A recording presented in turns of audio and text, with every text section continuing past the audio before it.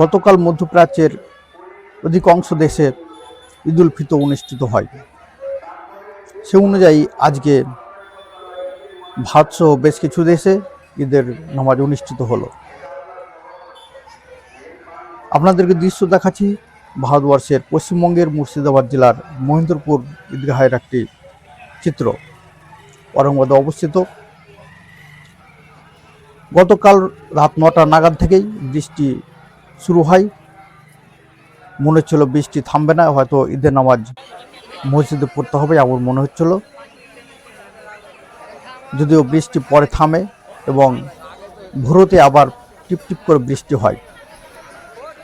যদিও বৃষ্টির তীব্রতা ছিল না, হালকা হালকা বৃষ্টি পড়ছিল। এরই মাঝে ঔরঙ্গাবাদের মানুষজন ঈদের নামাজ পড়ার জন্য ঈদগাহ ময়দানে উপস্থিত হন। প্রত্যেক বছর এখানে দুটো জামাত হয়, এবছর দুটো জামাত হয়েছে।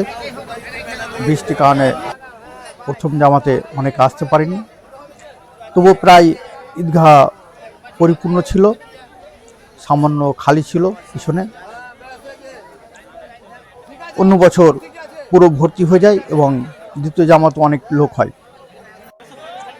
এবছর বৃষ্টির কারণে একটু লোক সংখ্যা কম হয়েছে।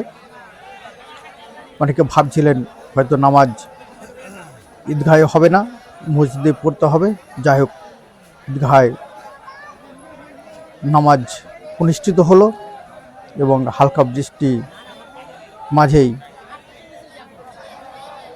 নামাজ আদায় করলেন এলাকাবাসীগণ।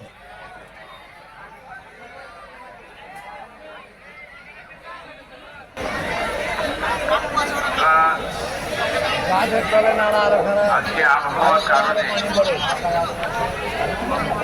মানুষের একটু অসুবিধাও হয়েছে।